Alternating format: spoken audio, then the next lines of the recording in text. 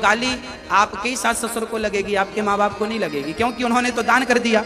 ये वस्तु मैंने दान कर दिया, आपको दे दी, अब इसके बाद आप इसे गंगा जी में डाल दो या गंदे नाले में डाल दो, आपकी वस्तु। यदि आपका पति ठीक नहीं है, आपका आदर नहीं करता, सम्मान नहीं करता, कोई बात नहीं। पतियों को चाहिए कि वो पत्नी का सम्मान करे। नारी पांव की जूती नहीं, मस्तक की पगड़ी है। जिस घर में नारी का सम्मान आदर होता है, उस घर में खुशियां 10 गुना ज्यादा होती हैं। इसलिए नारी गाड़ी के 2 पहिए में 1 पहिया यदि पुरुष है तो 1 पहिया नारी है। दोनों जब रहेंगे तो गाड़ी चलेगी। पुरुष लोग कई बार नारी का अपमान कर देते हैं, अनादर कर देते हैं, जबकि कभी भी नारी का अपमान नहीं करना चाहिए। और मैं तो ये मानता हूं कि अच्छी पत्नी का मिलना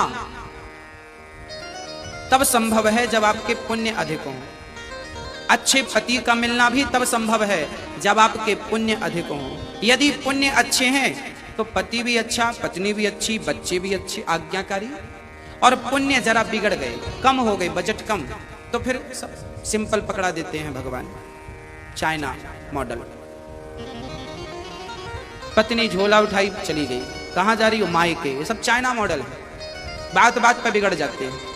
और कई बार तो ऐसे बिगड़ते हैं सुधरते ही नहीं। मतलब चाइना का सामान बिगड़ जाए तो उसका कोई इलाज नहीं है, वो बिगड़ ही जाएगा।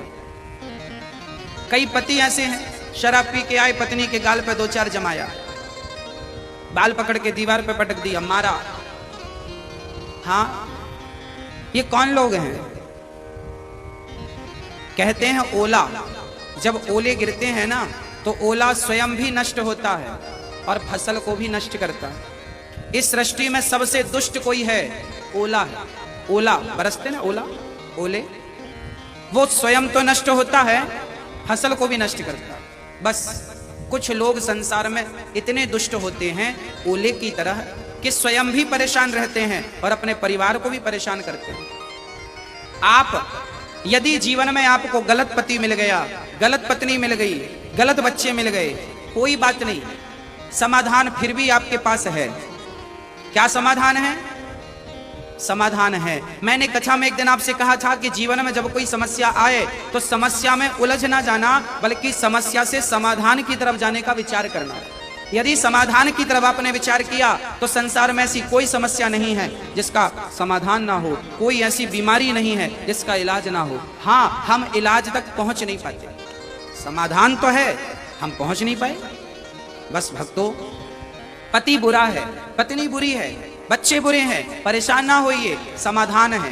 क्या समाधान है? समाधान समझ लो कि भगवान, हमने कोई पाप किया होगा तब हमें मारने वाला पति या मारने वाली पत्नी मिली है, कोई बात नहीं, सहन करना। मैंने एक दिन कथा में यह भी कहा था, हमें सहनशील होना चाहिए, सहते रहो, सहते रहो। कब तक सहेंगे महाराज जी, कब तक सहेंगे? एक मैया का फोन आ गया मेरे पास, 55-60 साल की मैया थी। बोले गुरुजी, हम अपने पति से तलाक लेना चाह रहे हैं। उम्र कितनी है? 55 साल, लगभग 60 वर्ष। अब 60 साल की उम्र में हमने पूछा, मैया तलाक क्यों लेना? महाराज जी बहुत परेशान करता, शराब पीता है पति, मारता भी है बुढ़ापे में, अब सहा नहीं जाता। हमने कहा इतना तो सह लिया, अब बची कितनी? कितनी बची? 60 साल की तो हो गई, 10 साल, ज्यादा से ज्यादा 20 साल। तो काहे कलंक लेना चाहती हो माथे पर? तलाक क्यों लेना चाहती हो? अरे इतनी गुजार ली है, थोड़ी और गुजार लो। जीवन में समझौता करना पड़ेगा, नहीं करोगे तो कहीं गति नहीं है। चलो, हमने उससे कहा कि चलो तलाक भी मिल जाएगा, तो क्या गारंटी कि तुम्हें सुख मिल जाएगा? कौन देगा इसकी गारंटी इस उम्र में? इसलिए माना कि नीम कड़वी है पर सामने है, हमें बहुत भूख लगी है, खाने को कुछ नहीं मिल रहा है, केवल नीम के पत्ते रखे हैं, क्या करेंगे? पेट भरना है, खाओ, नहीं खवेगा, छी बहुत बहुत कड़वा। कोई बात नहीं, कड़वा तो है पर खाना पड़ेगा, ऑप्शन नहीं है ना दूसरा। हाँ, ऑप्शन नहीं है, खा लो। और खा बस मत लो, इसको खाने की आदत बना लो, क्योंकि यही खाना है।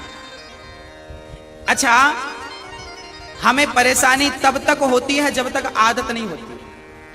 यदि हमें दुखों को सहने की आदत हो जाए ना, तो वो दुख भी सुख जैसे लगने लगते हैं। हमें आदत नहीं है, हमारी आदत हो गई है मीठा मीठा खाने की, कड़वा मिलता है थूक कर देते हैं।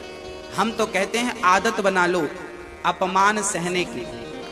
महाराज जी, पति बहुत अपमान करता। अच्छा, स्त्रियों की शिकायत क्या है? स्त्रियों की शिकायत है, गुरुजी हमारा पति हमें गाली दे तो चलता है, हमारे बाप को गाली देता कैसे सहन कर ले, हमारी माँ को गाली देता कैसे सहन कर ले। स्त्रियों की समस्या यही है, पति पत्नी के झगड़े में यही होता है। महिला कहती है, स्त्री कहती है हमारे पति ने हमारी माँ को क्यों गाली दी, वो भी भिड़ जाती है, मेरी माँ को मत बोलना, मेरे बाप को मत बोलना। अरे मेरी बहनों, मेरी माँ, आप कुछ भूल रही हो, थोड़ा रिवर्स आओ पीछे। क्या भूल रही हो?